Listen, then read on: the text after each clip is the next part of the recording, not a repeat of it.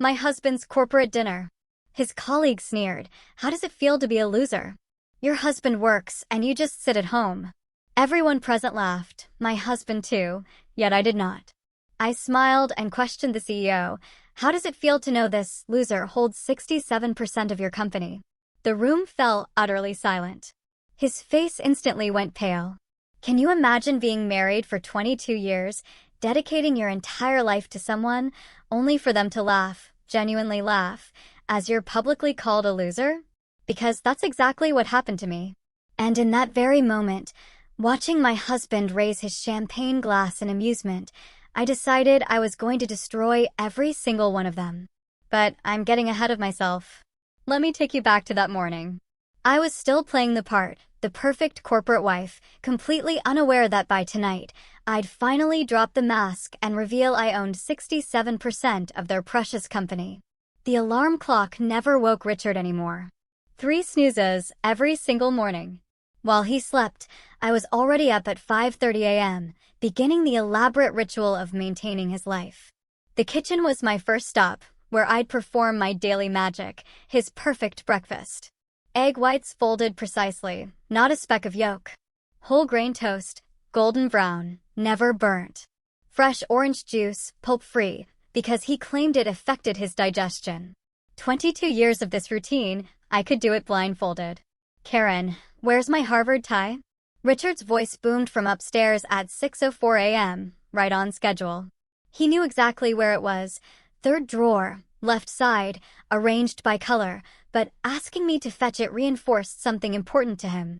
I was the retriever, the finder, the one who smoothed out life's minor inconveniences. I climbed the stairs with his coffee, 2 sugars, no cream, in the Harvard Business School mug his mother bought him. I found him in his walk-in closet, surrounded by $40,000 worth of suits, looking completely helpless. "The red one?" I asked, already reaching for it. "You have the Morrison presentation today." "Actually, it's the Singapore merger finalization," he corrected, taking the coffee without a thank you. "But yes, the red one. Power color." He said it like I hadn't been tracking his calendar for 2 decades. Like I hadn't typed up his talking points last night while he watched golf. I tied his Windsor knot while he stood there, scrolling through emails from people who actually mattered to him. "Don't wait up tonight," he said, adjusting the tie I'd just perfected. "Company dinner at the Marriott. Black dress would be appropriate." Appropriate.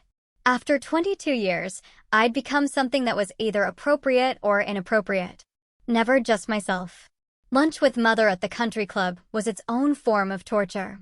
She sat across from me at our usual table, the one overlooking the tennis courts, where she'd once hoped I'd celebrate my own victories instead of my husband's. "Richard must be thrilled about the promotion," she said, though her tone suggested anything but thrill. "Senior Vice President, your father would have been impressed." My father would have been devastated, actually. He'd sent me to Columbia Business School. He'd celebrated when Goldman Sachs offered me that analyst position. He believed I'd conquer Wall Street, not become a suburban housewife whose greatest achievement was remembering her husband's coffee order. "You look tired, dear," Mother continued, studying my face with that surgical precision Mother's perfect over decades. "Are you taking those vitamins I recommended?" "I'm fine, Mother. You used to say that when you were struggling at Columbia, too, right before you quit." She set down her fork, her Caesar salad barely touched. "For him, I didn't quit. I made a choice." "Yes. And look where that choice led you." She gestured vaguely at my St. John suit, my pearl earrings, my entire existence. "Playing dress-up for his colleagues while your brain rots in that big house." I wanted to tell her about Greystone Capital. About the investment firm I'd built in secret using Dad's insurance money. About the 67% of Nexus Industries I'd acquired through shell companies. About how Richard's entire career existed because I'd orchestrated it from the shadows. But I couldn't. Not yet. The afternoon disappeared in preparation for tonight's dinner. Hair salon at 2, where they covered the gray that Richard pretended not to notice. Manicure at 3:30, neutral pink because anything else was trying too hard. Home by 4:45 to select the black dress he'd already chosen for me. My phone buzzed as I was applying makeup. Victoria Lawson, my attorney and the only person who knew my secret. Greystone quarterly reports attached. Your portfolio exceeded projections by 47%. You now control enough shares to replace the entire board if needed. I deleted the message immediately, a habit formed from years of hiding my true self. Richard thought I spent my days at charity luncheons and book clubs. He had no idea I'd been slowly, methodically acquiring the very company where he worked, using the inheritance he thought went to our mortgage and his golf club membership. The doorbell rang at 6:15. Richard, home just long enough to change his shirt and cologne before dinner. He looked good in his evening suit. I had to admit, the silver at his temples gave him that distinguished air that made junior executives hang on his every word. Ready? He asked, checking his Rolex. We can't be late.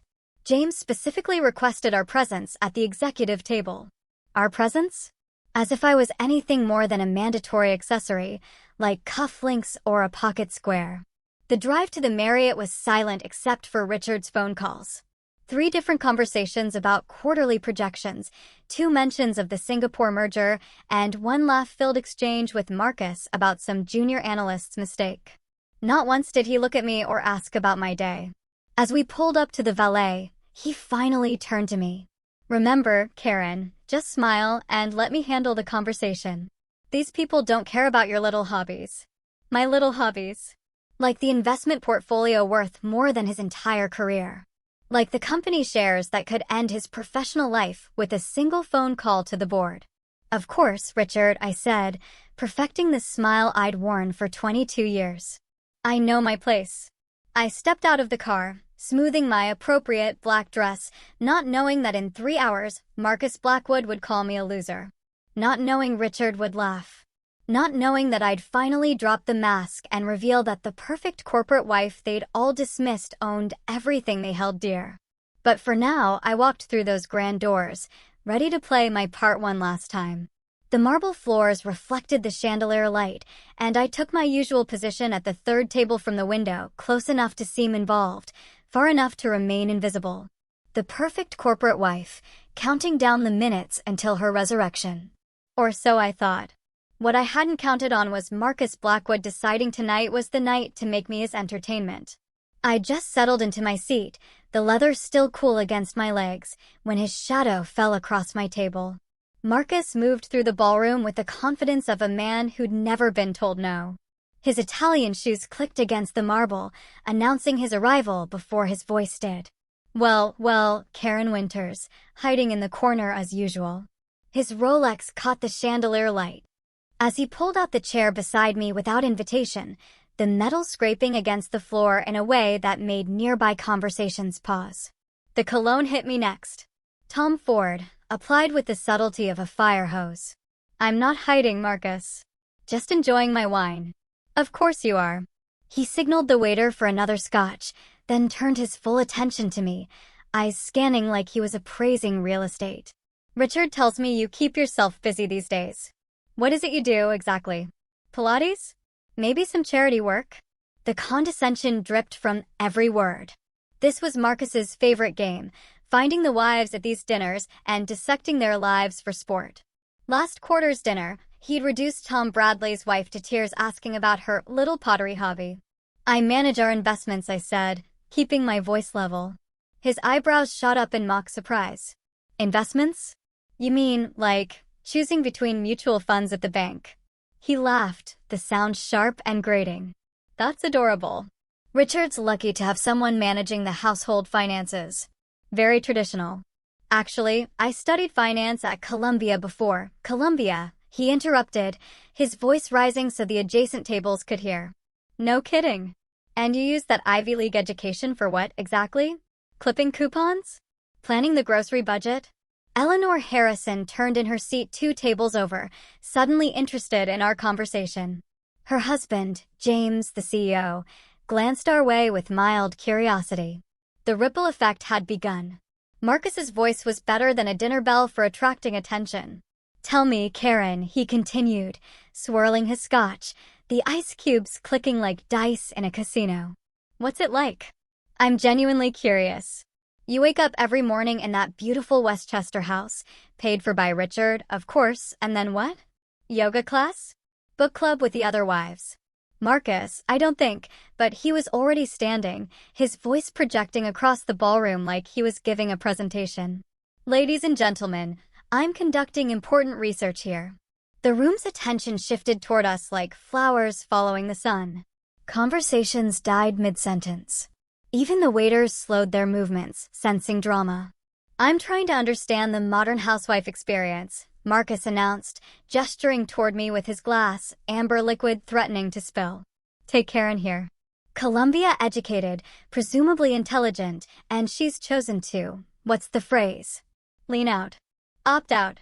Patricia, Richard's secretary, had her phone out now, probably recording. Two junior executives at the bar had turned completely around on their stools to watch. The question is, Marcus continued, his theatrical performance reaching its crescendo, how does it feel to be a loser? The word landed in the sudden silence like a judge's gavel. I mean, seriously, he pressed on, feeding off the nervous laughter beginning to bubble up from various tables. Your husband earns millions. He's closing deals that reshape entire markets. He's building an empire. And you? He paused, letting the silence build. He just what? Arrange flowers, plan dinner parties, wait for him to come home and tell you about the real world. The laughter wasn't nervous anymore. It rolled through the ballroom in waves, genuine, cruel, unanimous. James Harrison actually raised his bourbon in a mock toast. Eleanor's smirk was visible from across the room, her diamonds catching the light as she leaned toward another wife to whisper something that made them both giggle.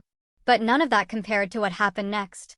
I turned toward Richard, my vision tunneling as I searched for my husband's face in the crowd. He'd defend me. He had to. 22 years of marriage meant something. The vows we'd exchanged, the life we'd built, the sacrifices I'd made. Surely they counted for something. I found him standing near the bar, his champagne flute raised, his face lit with genuine amusement. Not the polite, uncomfortable smile of someone trying to navigate an awkward situation. Not the tight expression of a husband watching his wife be humiliated. He was laughing. Really laughing. His shoulders shook with it. His eyes crinkled at the corners the way they did when he watched his favorite comedians on Netflix. He clinked glasses with another executive, both of them finding my humiliation genuinely entertaining. The room tilted. Or maybe I tilted. The chandelier light suddenly felt too bright. The laughter too loud, echoing off marble and crystal until it seemed to come from everywhere at once. The word loser bounced around the space, defining me, redefining me, erasing 22 years of existence and replacing it with a single, devastating label. I thought about the two miscarriages Richard never knew about. The first happened while he was in Tokyo closing a deal. I'd bled alone in our bedroom, too afraid to call him and disrupt his meetings. The second occurred during his Singapore merger. I'd driven myself to the hospital, told the nurses my husband was traveling for business, held my own hand through the pain. I thought about the nights I'd spent alone in our king-sized bed while he entertained clients. The birthdays he'd missed. The anniversary dinners canceled for emergency board meetings. The slow disappearance of the woman I'd been at Columbia, dissolved into the role of Richard's supporting cast. Marcus was still talking, his voice distant now, like hearing someone through water. Maybe we should start a reality show. Real Housewives of Failed Ambitions. More laughter. Richard's, the loudest of all. My hands had been shaking, but they stopped. My heart had been racing, but it slowed. Something inside me. Something I'd buried under years of appropriate dresses and neutral nail polish. It suddenly cracked open. The wine glass was still in my hand. I set it down with deliberate precision, the base meeting the table with a soft click. My wedding ring, 3 carats chosen by Richard's mother, caught the light as I released the stem. For 22 years, I'd been afraid. Afraid of disrupting Richard's career. Afraid of embarrassing him. Afraid of being too much, too loud, too visible. But sitting there, surrounded by people who saw me as nothing more than a failed ambition, a cautionary tale, a loser, I realized something. I wasn't afraid anymore.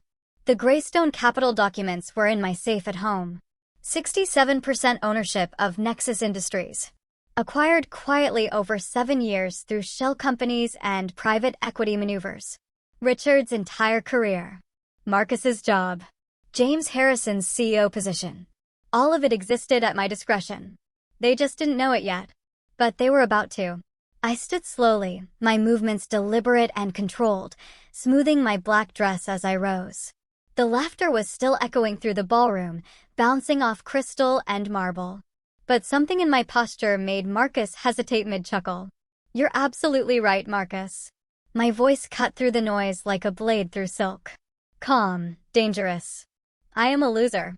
He grinned wider, thinking I was admitting defeat, raising his scotch in mock victory. Others leaned in, sensing fresh blood in the water. "A loser who owns 67% of your company." The words hung in the air for a heartbeat. Then 2. Then 3. Marcus's glass stopped halfway to his lips. Someone coughed. A fork clattered against a plate. I turned to face James Harrison directly, the CEO who'd barely acknowledged my existence for 7 years. His bourbon was frozen in midair, his face shifting from amusement to confusion. "James, how does it feel to know that the loser housewife you've been laughing at controls Nexus Industries through Greystone Capital?" The silence that followed was absolute. I could hear the soft hum of the air conditioning, the distant clatter of dishes in the kitchen 3 rooms away, the whisper of Eleanor Harrison's silk dress as she shifted in her seat. Richard's champagne flute slipped from his hand. The crystal shattered against the marble floor with a sound like breaking bones. Champagne spreading in a golden puddle that caught the light. Nobody moved to clean it. Nobody moved at all. "That's not," James started, his voice cracking. He cleared his throat, tried again. "Greystone Capital is a private equity firm out of Manhattan. We've never met the principals." "No," I agreed, walking closer to his table, my heels clicking with each step. "You haven't. You've met their representative. Every quarter for the past 7 years, you've sent your reports to a post office box in White Plains. You've deposited dividend checks into accounts managed by shell companies. You've accepted board decisions delivered through lawyers who've never revealed their client's identity." I stopped directly in front of him, close enough to see the sweat beading on his upper lip. 7 years ago, Nexus was 48 hours from bankruptcy. My voice carried across the silent ballroom, reaching every corner, every year. Even the waiters had stopped moving, holding their trays like statues. Brennan Corp's hostile takeover was almost complete. Your stock had dropped 70%. 3 major clients had pulled their contracts. The board was meeting every 6 hours trying to find a miracle. James's hands were shaking now, bourbon trembling in his glass. Then Greystone Capital appeared. A bailout offer that seemed too good to be true. $40 million in immediate capital. Restructuring of all debt. New credit lines. The only cost was majority ownership. 67%, to be exact. I pulled my phone from my purse, opened an encrypted file, and set it on James's table. The Greystone Capital letterhead was clearly visible, along with my signature as managing director. My money, my terms, my control. Patricia had her phone out, recording everything. 2 executives near the bar were frantically texting, probably their lawyers. Marcus still hadn't moved, hadn't blinked, his scotch suspended in space like he'd been frozen in amber. "Every major decision for the past 7 years," I continued, my voice gaining strength with each word, "every executive hire, every bonus package, every strategic pivot. They all required approval from Greystone. From me." I turned to look at Richard, who was standing in a puddle of champagne, his face the color of old paper. "Including your promotion to senior vice president." "Richard, the board wanted to go with outside talent, but Greystone insisted on promoting internally." "I insisted. I thought you deserved the chance to prove yourself." His mouth opened, closed, opened again. No sound came out. "The Singapore merger that made your career? Greystone provided the bridge financing. The Morrison account you're so proud of? I played golf with Morrison myself to seal that deal. You just presented the paperwork I'd already negotiated." "Karen, what? How is this?" Richard's voice was barely a whisper, his executive confidence shattered like the champagne flute at his feet. The Greystone deal saved my career. I was promoted because of that merger. I thought it was a Wall Street firm, a consortium of investors. It was one investor, I said. Your wife. The loser who sits at home arranging flowers. James Harrison was fumbling for his phone now, his fingers clumsy with panic. This has to be verified. Legal needs to call them. Call your head counsel, I said calmly. Ask him about the emergency board meeting Tuesday. He received the notice an hour ago. James's face went from red to white as someone answered his call. He turned away, whispering urgently, but we could all hear the response through the phone speaker. Yes, sir. Greystone Capital. They've called an emergency meeting. They have the votes to replace the entire board if they want. Marcus finally found his voice, though it came out strangled. This is impossible. You're just a housewife. You don't even work. I work, I said, turning to face him. I've been working every day for 7 years, building positions, acquiring shares through secondary markets, managing a portfolio worth $800 million. I just did it from my home office while you thought I was at book club. Eleanor Harrison spoke for the first time, her voice shrill with panic. James, what does this mean? The house in the Hamptons, the yacht. It means, I said, picking up my purse with deliberate calm, that the free ride is over. I looked around the room at the faces that had been laughing at me minutes ago. They weren't laughing now. They looked like passengers who just realized their captain had abandoned ship. Enjoy the rest of your dinner, I said, adjusting my purse strap. Monday morning, there will be a full forensic audit of executive spending. Every corporate card transaction, every expense report, every client entertainment receipt. I started walking toward the exit, my heels marking each step like a countdown. Tuesday, emergency board meeting. We'll be discussing new leadership. I paused, turned to look at Marcus over my shoulder. Wednesday, Marcus, you might want to update your resume. That trip to Vegas last month on the company jet, the one you filed as client entertainment? We have the security footage. The ballroom erupted behind me. Richard calling my name with increasing desperation. James shouting into his phone about legal options. Eleanor demanding to know if they'd have to sell the house. Marcus trying to explain about Vegas. But I didn't turn around. I didn't stop walking.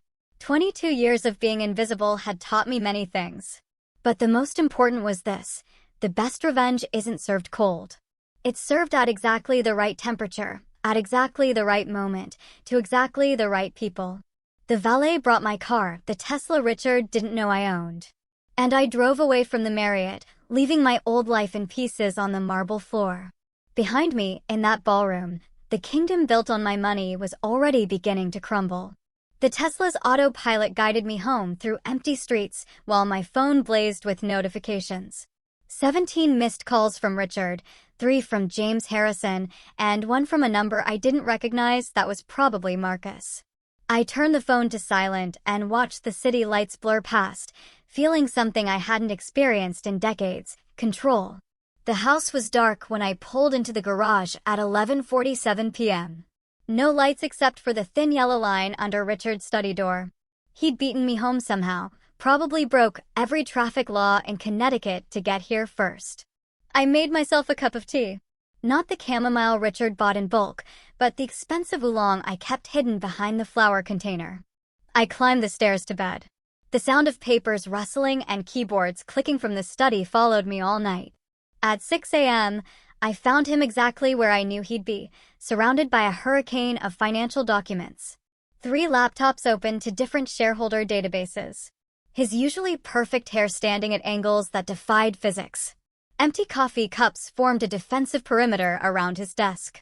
His Brooks Brothers shirt was untucked, unbuttoned, and had what looked like mustard stains from a gas station sandwich. We need to talk.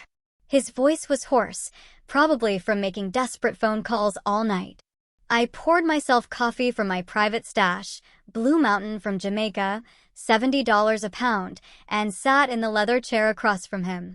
The chair where I'd sat hundreds of times while he explained why he'd missed another anniversary, another birthday, another life moment. Is it true? All of it. I took a long sip, savoring the rich flavor I denied myself whenever he was around. Every word. His hands shook as he pushed a document across the desk, a printout from the SEC database showing Greystone Capital's controlling stake in Nexus Industries. Why didn't you tell me, Karen? We could have been a power couple. We could have run the company together. Think of what we could have accomplished if I'd known.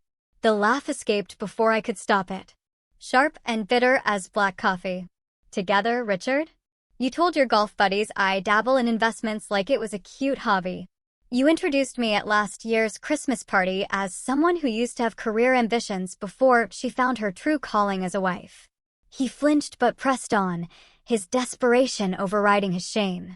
That was just talk. You know how those guys are. I had to maintain an image. An image of what? A successful man with a decorative wife? A breadwinner with a dependent? Tell me, Richard, in this fantasy where we run Nexus together, would I still be making your breakfast every morning at 5:30? The doorbell rang at exactly 9 a.m., saving him from answering. Victoria Lawson stood on my doorstep with 3 associates, all carrying banker's boxes and looking like a legal SWAT team. Good morning, Karen. Ready to change some lives? I led them to my home office, the room Richard thought contained my scrapbooking supplies. His jaw dropped as Victoria's team transformed it into a war room, covering every surface with documents, laptops, and evidence boxes. The forensic audit is complete, Victoria announced, spreading reports across my desk like tarot cards revealing corporate futures. It's worse than we thought. She pulled up security footage on her laptop. Marcus boarding the company jet with 2 women who were definitely not clients, timestamp showing a Wednesday afternoon when he was supposedly in budget meetings. 17 trips to Vegas in the past year, all expensed as client entertainment. Total damage, $450,000. The next file showed James Harrison's brother-in-law's consulting firm. $3 million in contracts for services that were never rendered. The company doesn't even have an office. It's registered to a residential address in Jersey. More documents, more corruption. 7 years of executives treating Nexus like their personal piggy bank, while I remained silent in the shadows. We can destroy them all, Victoria said, her eyes gleaming with legal bloodlust. The question is, how much damage do you want to inflict? I thought about 22 years of being introduced as Richard's better half, as if I wasn't a whole person. 22 years of having my opinions dismissed, my intelligence undermined, my existence reduced to an accessory. All of it, I said. I want them to feel what it's like to lose everything they thought they had. Richard was hovering in the doorway, his face gray as old newspaper. Victoria noticed him and smiled with shark-like precision. Mr. Winters, I'd suggest you retain separate counsel. This is going to get complicated. My phone rang just as Victoria was explaining the legal intricacies of corporate takedowns. The screen showed Melissa's face, the photo from her high school graduation, where she looked so much like me at that age, before I disappeared into Richard's shadow. Mom, Dad just called me crying. He says you've destroyed his career. What's happening? I stepped onto the balcony, away from Richard's desperate eyes. Your father and his colleagues humiliated me at a company dinner. They called me a loser for being a housewife. They laughed at me, Melissa. Your father laughed along. Silence stretched between California and Connecticut. So, I told them the truth that I own the company. That I've owned it all along. Wait, what? You own Dad's company. I explained about Greystone Capital, about saving Nexus from bankruptcy, about hiding my power for 7 years while being treated like furniture. Another long pause. Then you mean you've been running things all along while Dad took credit for being some business genius? Yes. Holy Mom, that's the most badass thing I've ever heard. It's about time you stopped letting him treat you like staff. Remember when he made you skip my recital for his client dinner? When he forgot your birthday 3 years in a row? When he told everyone at Thanksgiving that you'd given up your little career dreams to support him? I'd forgotten she'd been listening all those years, filing away every slight, every dismissal. I'm proud of you, Mom, for finally standing up. After we hung up, I found Victoria had set up a laptop showing Nexus's internal communication system. I thought you might want to see this, she said. An anonymous email had reached every Nexus employee 2 hours ago. The subject line, What your executives don't want you to know. The message contained select portions of the audit findings. Marcus's Vegas trips, James's nepotism, the executive team taking million-dollar bonuses while laying off 200 employees last Christmas. Within minutes, the company's Slack channels had exploded. Years of resentment pouring out in digital form. Did you send this? I asked Victoria. She shrugged. Whistleblowers are protected by law. Could have been anyone with access to this information. My inbox was filling with messages from Nexus employees. The most surprising was from Patricia, Richard's secretary. Mrs. Winters, we always knew you were different. You remembered our names. You asked about our families. You treated us like people, not servants. Thank you for finally holding them accountable. More messages flooded in. Stories of harassment ignored by HR, qualified women passed over for promotions. Executives taking credit for their subordinates' work. The revolution I'd started had found its own momentum, fueled by years of accumulated injustice. Richard stood in the doorway, watching his world crumble in real time on multiple screens. You planned this, he whispered. You've been planning this for years. No, Richard. I've been surviving for years. The planning started last night when you laughed while they called me a loser. Victoria checked her watch and smiled. It's 8:05. Should we watch the show? She opened her laptop to a financial news site just as the clock hit 9 a.m., Monday morning. The headline appeared immediately, breaking, Nexus Industries under SEC investigation following whistleblower report. Within seconds, my phone erupted with notifications. The forensic audit had been delivered simultaneously to every board member's personal email, the SEC's Enforcement Division, and journalists at the Wall Street Journal, Bloomberg, and Reuters. Victoria's team had orchestrated a surgical strike designed for maximum impact. Marcus Blackwood is about to have a very bad morning, Victoria said, pulling up the Nexus security feed on her tablet. The timestamp read 9:01 a.m. Marcus was at his desk, probably reading the email that detailed his Vegas trips, his expense fraud, and the harassment complaints HR had buried. His face went from confusion to panic to pure terror as he realized what was happening. By 9:04 a.m., 2 security guards appeared at his office door. The entire 10th floor had gathered to watch through the glass walls as they escorted him out, making him surrender his company car keys at reception. Someone, probably one of the assistants he tormented, was filming on their phone. That video will be viral within the hour, Victoria predicted. He was wrong. It took 20 minutes. Richard was pacing behind us, his phone buzzing constantly. The office is in chaos, he said, reading his texts aloud like a war correspondent. James is having a breakdown. 3 executives just resigned. The stock is dropping. Karen, please. You have to call this off. I turned to look at him. Really look at him for the first time that morning. His eyes were bloodshot, his shirt wrinkled, his hands trembling. This was Richard without his armor of success. Call it off? Did you call off the laughter when they mocked me? Did you call off the 22 years of introducing me as your better half, like I was an appendage instead of a person? That's different. You're right. It is different. Because this is just business, Richard. That was personal. Tuesday morning arrived gray and drizzling. Perfect weather for a corporate funeral. I dressed carefully in the red Chanel suit I'd bought years ago, but never worn. Richard had called it too aggressive for a woman. Today, aggressive was exactly what I wanted. Victoria and I arrived at Nexus headquarters at 9:45 a.m., 15 minutes before the emergency board meeting. The building felt different, quieter, tenser, like everyone was holding their breath. Mrs. Winters. The security guard at the desk looked confused. I don't have you on the visitor list. I'm not a visitor, I said, handing him my Greystone Capital business card. I own the building. The elevator ride to the 40th floor felt like ascending to a throne. Victoria carried a briefcase full of evidence that would end careers, while I carried 22 years of suppressed rage refined into cold purpose. The boardroom door was solid mahogany, designed to intimidate. I pushed it open without knocking. 12 board members sat around the table like defendants awaiting sentencing. James Harrison was at the head, or what used to be the head before I arrived. His face was haggard, aged 10 years overnight. I walked directly to his chair and stood beside it, waiting. "That's the chairman's seat," he said weakly. "Yes, it is." The silence stretched until he stood, gathering his papers with shaking hands, and moved to a side chair. I sat down in what had always been my rightful place. "Greystone Capital is no longer a silent partner," I announced, my voice filling the room. "As majority shareholder, I'm exercising my right to direct oversight of this company."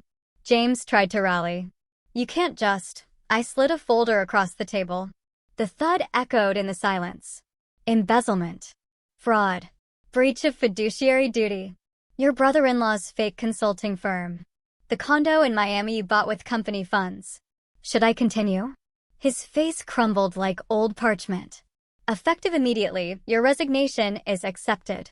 Your golden parachute is revoked. Your stock options are void. Security is waiting outside." 30 years, he whispered. "I built this company for 30 years. No, James. You inherited a company I saved from bankruptcy and spent 7 years looting it. There's a difference." Security entered. 2 guards who'd probably made minimum wage while James collected million-dollar bonuses. The poetry of it wasn't lost on anyone as they escorted him out. "Now," I continued, turning to the remaining board members. "Let's discuss new leadership. We should conduct a search," one ventured. "Hire a firm, evaluate candidates, no need. Dr. Amelia Foster will serve as CEO effective immediately." The room erupted in protests. "She's just an operations manager. We need someone with CEO experience." The shareholders will revolt. "I am the shareholders," I reminded them, "and Dr. Foster has been essentially running this company for 5 years while you gentlemen played golf." The door opened and Amelia entered. She wore a simple navy suit but carried herself like she owned the world, which, in a way, she was about to. Behind her, 2 assistants wheeled in presentation boards. "Gentlemen," she began, her voice steady and confident. "And Mrs. Winters. This restructuring plan will save Nexus $50 million annually while protecting every single non-executive job." She walked them through her vision. Cutting executive perks, not workers. Investing in innovation, not yacht club memberships. Promoting based on merit, not connections. "This is what competence looks like," I said when she finished. "You've just forgotten, because you've been promoting based on golf handicaps instead of ability." That evening, I found Richard in our kitchen staring at his phone like it held his death warrant. In a way, it did. "Brennan Corp offered me a position," he said without looking up. "Entry-level business development. 53 years old, and they want me to start over as an account coordinator." The same position he'd held at 25. The same position he'd mocked others for still having at 40. They know I'm toxic now. Everyone knows my own wife didn't trust me enough to tell me the truth. They think I'm either an idiot who didn't know his wife owned his company or a fraud who knew and lied about it. The irony was perfect, served at exactly the right temperature. "How does it feel?" I asked, pouring myself a glass of wine, the good stuff no longer hidden. "To have your entire professional worth reduced to your relationship with your spouse? To be defined not by your achievements, but by who you married." He looked up at me then, and for the first time in 22 years, I saw understanding in his eyes. But understanding and redemption are different currencies, and his account was overdrawn. The doorbell rang at 7 a.m. Wednesday morning, sharp and insistent. Richard was still in bed. He'd been sleeping in the guest room since Monday, and I was sitting in my office reviewing Amelia's transition plans for Nexus. Mother stood on my doorstep, her silver hair perfectly coiffed despite the early hour, wearing the pearls father gave her for their 30th anniversary. She never visited without calling first. Never.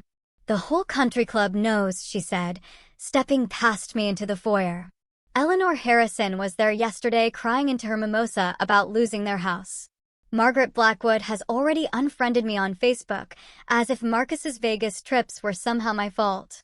I led her to my office, expecting the lecture about proper behavior, about not making scenes, about maintaining dignity even when wronged. That was Mother's way: suffer beautifully, never messily. Instead, she sat down carefully in Victoria's chair and pulled a worn manila folder from her purse. Her hands trembled slightly as she opened it. Do you know what these are? I looked closer. My Columbia transcripts showing a 3.9 GPA, the acceptance letter to Harvard Business School that I turned down, the job offer from Goldman Sachs, an analyst position with a starting salary that would be impressive even today. You kept these 23 years, Karen. I've carried these for 23 years, waiting for you to remember who you were before him. She spread the papers across my desk, each one a ghost of the life I'd abandoned. You were brilliant. Not just smart, brilliant. Professor Hicks called you the most promising student he'd had in a decade. Goldman fought 2 other firms for you. And you gave it all up for a man who introduced you as his better half, like you were just a fraction of a person.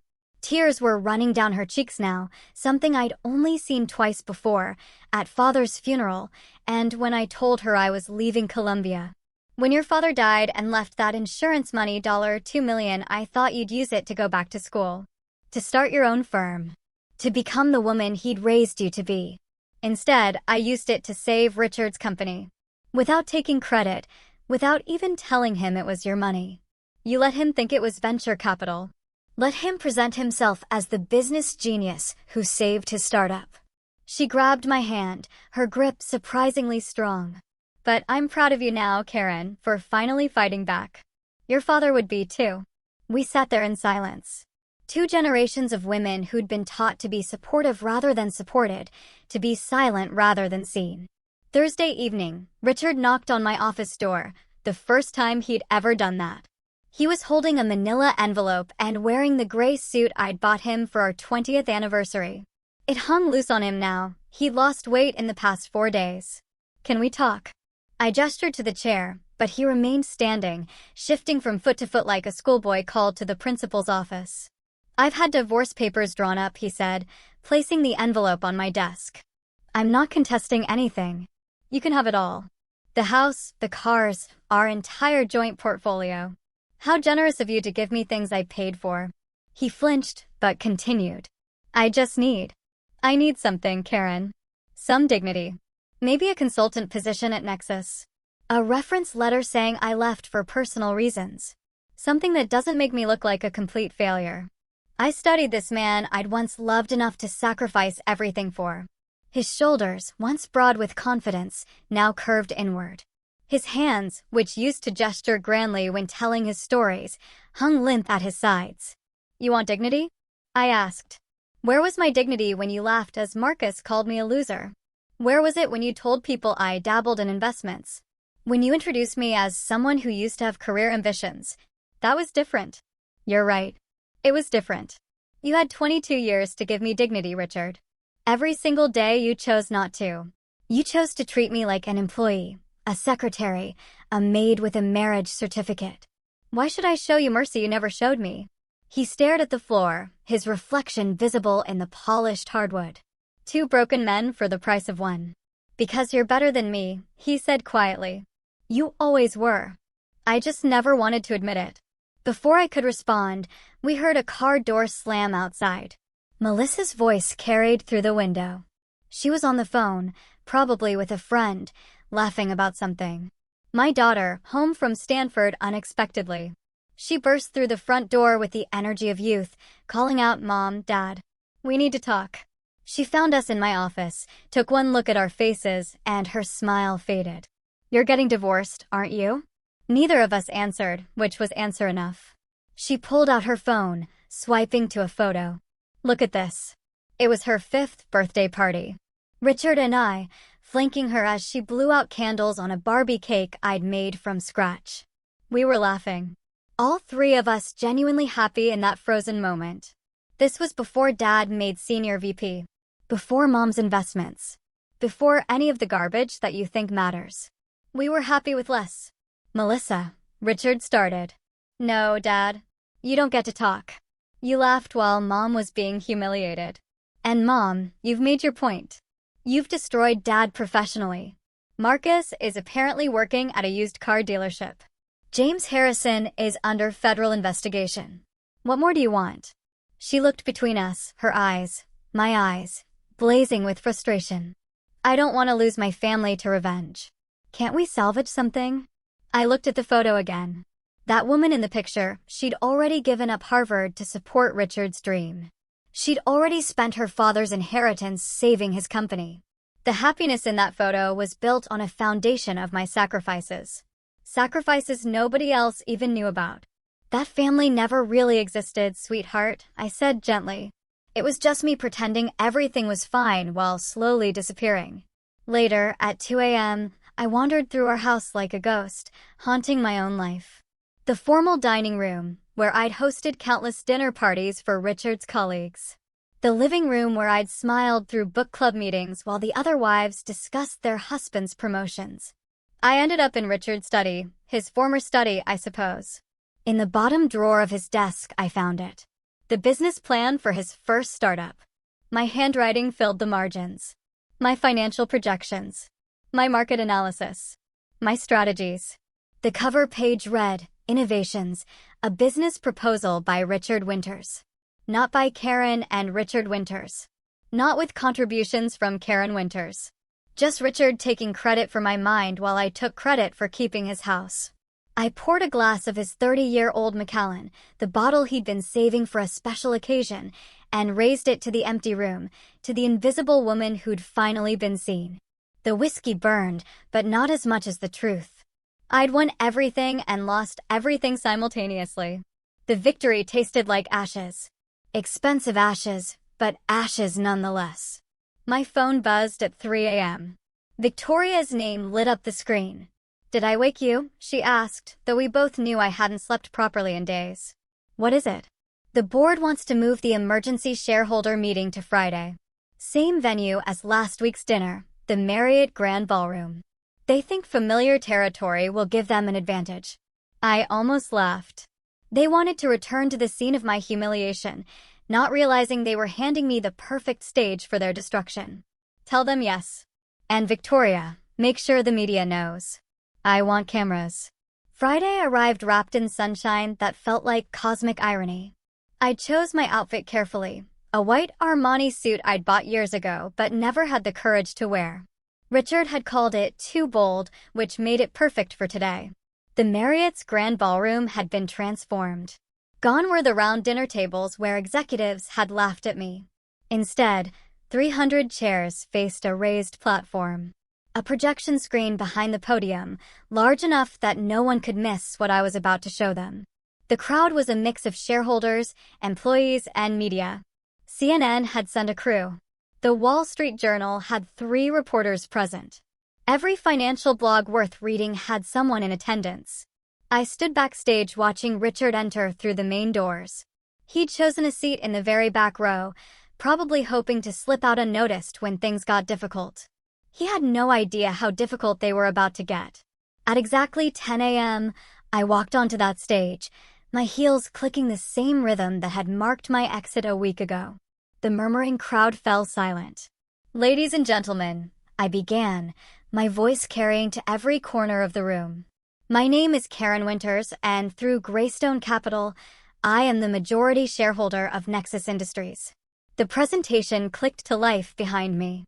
A simple slide showing Greystone's 67% ownership stake. For 7 years, I've been silent while executives treated this company like their personal piggy bank. Silent while they destroyed the culture. Silent while they built a boys' club on the foundation of my investment. Marcus's Vegas trips appeared on screen. Receipts, photos, security footage. Marcus Blackwood, who last week called me a loser housewife, spent $450,000 of company money on personal entertainment. James's fraudulent contracts filled the screen. James Harrison funneled $3 million to his brother-in-law's fake consulting firm. Executive bonuses versus employee layoffs. A graph that looked like a crime scene. While laying off 200 workers last Christmas, executives gave themselves 7-figure bonuses. A murmur rippled through the crowd. Employees in the audience were recording on their phones. Good. I wanted this viral by noon. Effective immediately, I continued. Nexus Industries will be restructured from the ground up. New leadership, new culture, new values. A hand shot up in the press section. Wall Street Journal, by the lanyard. "Mrs. Winters, what about your husband's role in this scandal?" I found Richard in the back row. Our eyes met across 300 people. 22 years of marriage compressed into a single moment. Richard Winters has submitted his resignation, I said, never breaking eye contact with him. An investigation found he knowingly benefited from executive corruption while claiming ignorance. Richard started to stand to leave, but I wasn't finished. Mr. Winters will receive no severance package, no references, no golden parachute. The man who built his career on his wife's money, his wife's connections, and his wife's strategies, while calling her a trophy, is no longer associated with Nexus Industries in any capacity. He stood frozen as phones swiveled toward him, everyone suddenly recognizing the former senior VP slinking toward the exit. The business community should know exactly what kind of man they're dealing with, I added. Someone who laughs when his wife is called a loser, then discovers she owns his entire world. Richard finally made it to the door, but not before 50 phones captured his retreat. The video would be viral within minutes. The executive who didn't know his wife owned his company. But today isn't about destruction, I continued, turning back to the audience. It's about construction. Nexus will donate $10 million to establish the Phoenix Foundation. The screen behind me shifted to show the foundation's mission statement. This foundation will provide scholarships and mentorship for women whose careers were derailed. Women who were told they were just housewives while holding their families together. Female executives passed over for promotion because they didn't golf with the boys. Every brilliant mind dismissed because it came in a dress. This is for you. The applause started slowly, led by the female employees, but it grew until the entire room was clapping. I noticed Eleanor Harrison in the third row, tears streaming down her carefully made-up face. She'd been James's wife for 35 years, invisible at every company function, introduced as James's better half, just like I'd been Richard's. After the meeting, Eleanor approached me, her voice barely a whisper. I have a degree from Yale, she said.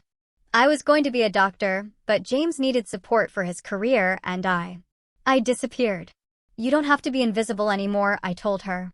None of us do. The afternoon brought one final piece of business. Security footage of Marcus's Vegas adventures had mysteriously appeared on every major news outlet's desk. TMZ had it online within an hour. But the real destruction came from the email trail Victoria had uncovered. Marcus planning to sabotage female colleagues, including detailed strategies to undermine Amelia Foster's projects. By 6 p.m., his LinkedIn profile was a disaster zone. Women he'd harassed over the years found courage in numbers, sharing their stories in the comments. Former colleagues detailed his bullying. One brave intern posted screenshots of inappropriate messages he'd sent her. At midnight, my phone buzzed with a text from an unknown number. I knew it was Marcus. You've destroyed my life. I typed back carefully. No, Marcus. I've revealed it. There's a difference. I set down my phone and walked to the window overlooking the city. Somewhere out there, Richard was learning to be nobody special. Marcus was discovering what it meant to be truly seen. James was probably consulting with lawyers who couldn't help him. And I was finally, after 22 years, visible. The white suit hung in my closet. Still pristine despite the day's battles. Tomorrow I'd wear something else, be someone else. Not Richard's wife, not even Greystone Capital's owner, just Karen Winters, whoever that turned out to be. The city lights twinkled below like earthbound stars. Each one representing someone's dream, someone's struggle, someone's triumph. Tonight, for the first time in decades, one of those lights was mine. 6 months passed in a blur of corporate restructuring and personal reconstruction. October arrived with its familiar chill, and I found myself standing in the transformed headquarters of Nexus Industries, barely recognizing the place where Richard had spent more time than he'd ever spent at home. Amelia met me at reception, her CEO confidence radiating from every gesture. 40% profit increase, she said without preamble, leading me through halls that hummed with a different energy. And we did it while implementing 6 months of paid family leave. The executive floor had been gutted and rebuilt. Gone were the dark wood panels and portraits of white-haired men in suits. The walls now showcase the company's actual builders, the engineer from Mumbai who revolutionized their supply chain, The single mother from Detroit who designed their best-selling product. The former refugee from Syria who transformed their customer service. James's old office? I asked. Nursing room for new mothers. We have 14 employees using it regularly. Amelia smiled. His mahogany desk makes an excellent changing table. The old executive dining room had been converted into an open cafeteria where everyone ate together. No more segregation by salary level. I watched a junior developer sitting with the CFO, both eating the same subsidized lunch, discussing something that made them both laugh. You did this, Amelia said, handing me a folder thick with letters. These are from employees. They wanted to thank you for saving their jobs, for changing the culture, for giving them hope. I opened one at random. Mrs. Winters, I've worked here for 15 years. For the first time, I feel valued. My ideas matter. My voice is heard. Thank you for burning down the old boys club so we could build something better. I just lit the match, I said. You built this. Spring brought Melissa's graduation from Stanford. I arrived early, claiming a seat in the third row, close enough to see her face when she walked across that stage. The crowd filled in around me. Proud parents, grandparents with cameras, siblings looking bored. Then I saw him. Richard stood by the entrance, scanning the crowd uncertainly. He was thinner, his suit off the rack instead of custom-tailored. His hair had gone completely gray in the past 6 months. When our eyes met, he froze. He looked like he might turn and leave, but then started walking toward me, each step careful and measured. Hello, Karen. His voice was different, quieter, uncertain. The commanding executive tone had been replaced by something almost humble. Richard. Hey, he gestured to the empty seat beside me. It's a free country. We sat in silence for a moment before he spoke again. I've been in therapy twice a week for 6 months. He stared at his hands. No wedding ring, no Rolex. I understand now what I took from you, what I stole.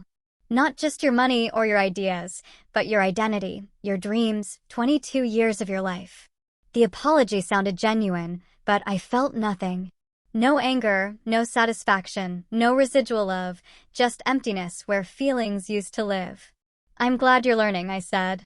Then turned my attention back to the stage. After the ceremony, Melissa found us standing awkwardly apart. Dad's working at a startup in Palo Alto, she told me later after Richard had shuffled away. Junior consultant. Makes about what a recent college grad would. He lives in a studio apartment near the train station, takes public transit to work. His coworkers don't know his history, and he's terrified they'll find out. The man who'd laughed while I was called a loser now knew exactly how it felt to be one. July brought the Phoenix Foundation's first gala. The ballroom at the Ritz, not the Marriott, never again the Marriott, filled with 25 women whose lives had been transformed. Sarah Chin took the podium first, her hands steady despite the crowd. I was a surgeon at 30. By 35, I was changing diapers and being introduced as just a mom. The Phoenix Foundation gave me the money and confidence to return to medicine. Next month, I start my residency at Mount Sinai. Maria Gonzalez spoke next. I had an idea for a medical device that could help premature babies. For 10 years, I sketched designs between soccer practices and PTA meetings. The foundation's grant let me patent it. We go to market next quarter. Story after story of resurrection. Women who'd been buried under other people's ambitions, finally digging their way back to the surface. You gave us permission to exist again, Sarah told me afterward. To be more than someone's wife or mother. To remember we had dreams before we had families. Their success was my real revenge. Not destroying Richard, but building something from the ashes of my own sacrificed dreams. August found me alone in my Westchester mansion at 2 a.m., unable to sleep. The house felt too big, too empty, too quiet. Richard had taken nothing in the divorce, signed everything over without argument. Melissa was starting her own journey at a tech firm in Seattle. I walked through rooms that echoed with absence. The formal dining room where we'd hosted countless dinner parties, all Richard's colleagues, never my friends. The living room where I'd smiled through book clubs with wives who now crossed the street to avoid me. The women from the country club had made their position clear. I was dangerous. A cautionary tale whispered over champagne. Remember Richard Winter's wife? She owned everything all along. Destroyed him completely. They say Marcus Blackwood delivers pizzas now. I poured myself wine, the 2015 Chateau Margaux I'd been saving for a special occasion that never came, and stood at the window overlooking my garden. The roses needed pruning. The fountain Richard had installed for our 20th anniversary gurgled softly in the darkness. I was 62 years old, wealthy beyond imagination, powerful beyond measure, and utterly alone. The friends who'd filled this house had been Richard's friends. The social life I'd maintained had been built around his career. Without him, without the role of corporate wife, I was untethered. Floating in space I'd claimed, but didn't know how to inhabit. My phone sat silent on the counter. No one called anymore except Victoria about legal matters and Melissa to check if I was eating. The women I'd known for 2 decades now feared me. The executives who'd laughed at me now avoided me. I'd won every battle, but lost the war for human connection. Still, as dawn broke over Westchester, painting my empty mansion in shades of gold and possibility, I thought about that night at the Marriott. Marcus calling me a loser. Richard's laughter mixing with champagne bubbles and chandelier light. The moment I decided to stop being invisible. The price of visibility was isolation. The cost of revenge was loneliness. But as I raised my glass to the sunrise, toasting another day of freedom, I knew the truth. I'd do it all again. Because being feared and alone was still better than being loved and invisible. So tell me, what would you have done in my shoes? Have you ever had to choose between being loved and being truly seen? Drop your thoughts in the comments below. I'm really curious to hear what you think.